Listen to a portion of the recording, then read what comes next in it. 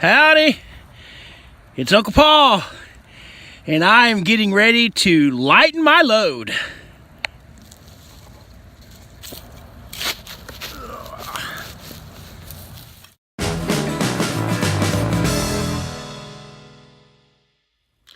Well, I am at school, and I won't have another class for a while because it's the teacher's conference period. So I just wanted to take this opportunity to thank you for your responses and your comments concerning last week's video, where I told you about my brother and how his cancer has returned. And many of you mentioned that we are in your prayers, so we're very thankful for that.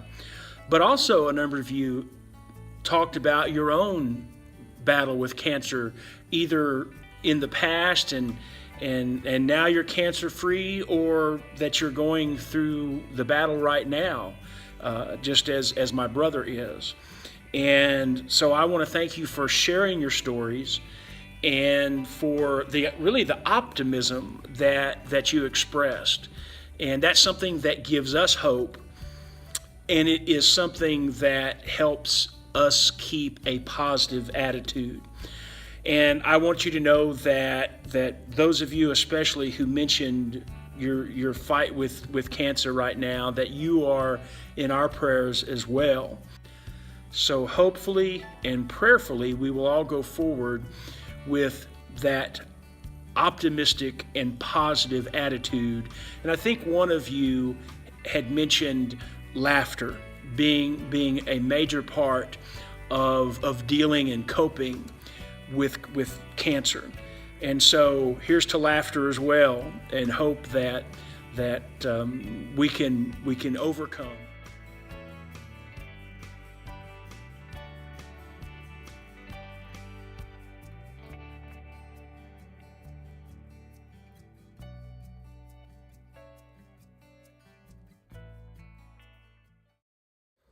Now you may remember, not long after I got back from my shakedown hike on the Appalachian Trail in June of this year, I bought this scale right here, and I weighed every piece of equipment on it. I didn't video all that, but I told you that I had done that, and that I was wanting to replace as much equipment as I could, if possible, with lighter weight equipment. Well, I've decided that I really don't think I'm going to have the money to purchase a new backpack or a new tent. I really love both of those items. Those would save weight because there's some good lighter weight backpacks and tents, as you know, on the market. But I don't think I can afford those. Anyway, we'll see. But there are a number of other smaller things that I definitely can replace and hopefully make a little bit of a difference. And one of those is replacing my trowel. Now, I made a trip to REI last year, and I bought a number of things. It was right before Thanksgiving, and there was a number of things on sale, and this was one of them. I knew this is a GSI, by the way, trowel. And I knew as soon as I picked it up that it was kind of heavy, and I wasn't sure whether I wanted it or not, but I went ahead and bought it. One reason was because I do want to be able to dig good holes properly and quickly, I guess, and without too much trouble and taking up too much time and energy. I love the serrated edge on it, and it's got a good handle. It's got a good heft. You know, you can really dig in. Now, I've only used this twice. I used it on a shakedown hike that I went on with my nephews, the Lone Star Hiking Trail. And so 2 times I used this, and it worked just fine. Now, I missed the hole, but that's not the trowel's problem. Now, when I had said that I might not, one of the things that I might not take to help lighten the load might be the trowel, not take a trowel at all. I didn't mean that I wasn't going to bury my poop, or if you prefer, the waste that's going to be expressed out of my bowels. Anyway, I didn't mean I wasn't going to do it. I was going to I was thinking about just trying to use rocks, sticks, my trekking pole, whatever, to be able to dig a hole. But after thinking about it, and I already knew it would be tough, but I thought, no, I need a trowel because there'll be times I'll be too tired. It'll be too difficult to dig a proper hole. And plus, I've experienced, when I was on the AT in June, stepping in someone's poop that was just real close to where I'd put up my bear bag. And the next morning, I stepped on it, and the toilet paper and everything, they just apparently put some leaves over it, and it was just feet. It wouldn't have taken 10 seconds to walk to the Privy.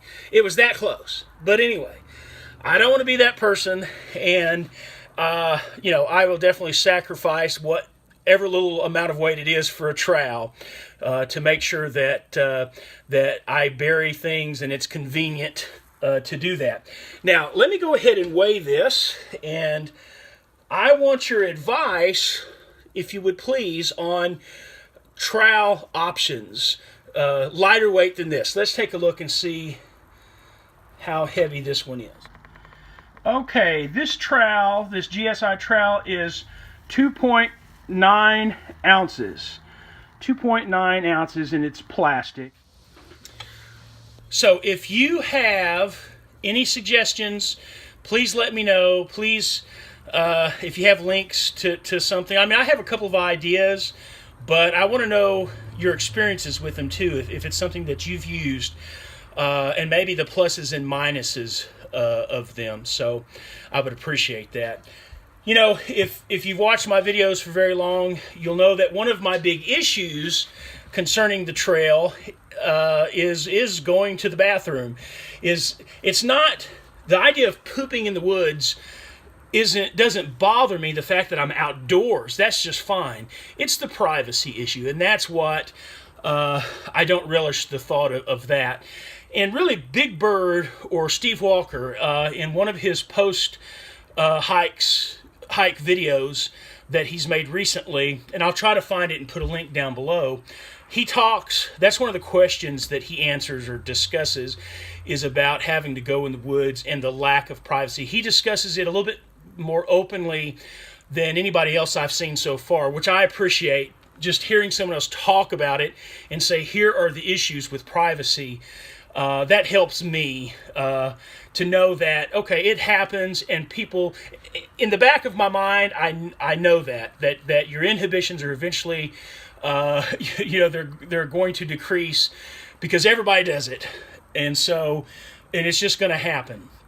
But just hearing someone else talk about it, I guess, helps me a little bit. So I appreciated that video.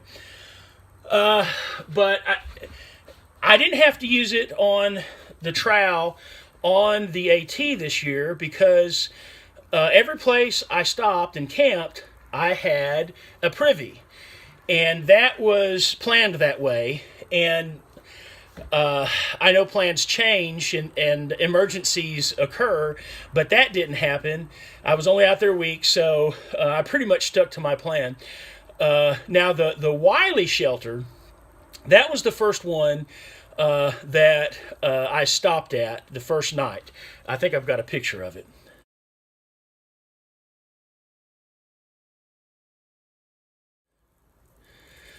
Now, the privy to that shelter was only like 20 yards behind me, behind where I was taking that picture. And it was an old one. It was dark. There wasn't much ventilation. It was kind of nasty. However, it was a privy with walls, and I appreciated that.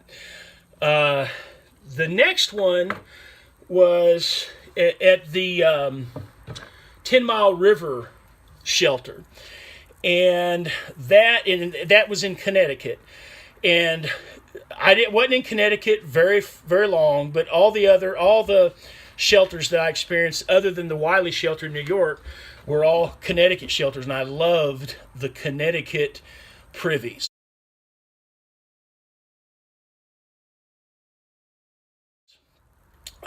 Because they were very large, they had a lot of ventilation. They were clean. There was a lot of light. You know, the way they built them for the ventilation, and also allowed a lot of light in. So I really liked those privies. Now there was one that was a little challenging for me, and that was the one past the next campground past the 10-mile river shelter, and it was called the Shagdecoke Mountain Campsite, and that wasn't real far from the Mount Algo shelter, but you had to when you got to the brook there, I think it was called Thayer Brook, you turned and took a blue trail to go up to, it wasn't real far, a tenth or 2/10 of a mile up the mountain, and there was a lot of room for tents.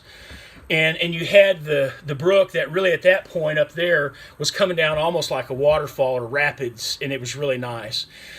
But the Privy I discovered, it was a side trail from that, but it was a pretty good walk, and it went around a curve, and it was an open door, a freestanding Privy, no walls.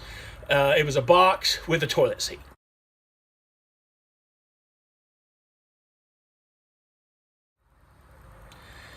But it was okay. It worked out just fine. But the ones in Connecticut, the privies in Connecticut, were very nice. And I had one everywhere I stayed. So that was the main thing. That was my little bit of experience with privies on the trail. Just another quick point about going to the bathroom in the woods using a trowel. There are a lot of different ways to go about it and to do it, and I liked the method of wrapping my arms around a tree. Basically, you're leaning from a tree and leaning down. But I tested all this on shakedown hikes to where I knew that I could reach and clean myself. I was, still big guy, but I could do all that. But once your body gets so sore that it's hard to walk, it's hard to move. And then when I hurt my back started bothering me every morning, and I was afraid it was going to go out on me. That made it even more difficult to take care of everything. So that's something to consider is being able to how sore you're going to be, and it is going to hamper some of your flexibility and your agility, whether it's hiking itself, climbing rocks, up and down steep, hills, whatever it is, or cleaning yourself after you do your business. But anyway, just thought I'd mention that. Good Sunday morning. I hope you're doing well this morning. I hope you've had a great week. I've lost 3 pounds this week, so I'm very happy about that. I wanted to mention or give a shout out to Yay Adventures. They finally posted their summit video of Katahdin. Finally did that.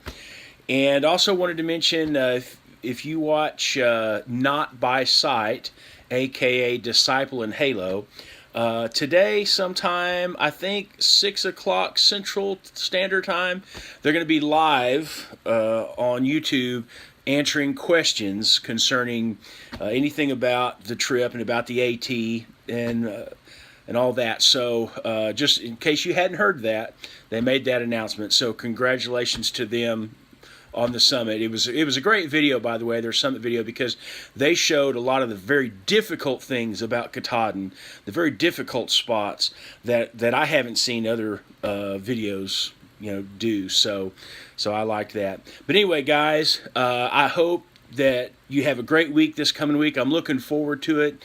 Let's keep moving toward our goals, making our dreams come true, and I'll see you next week.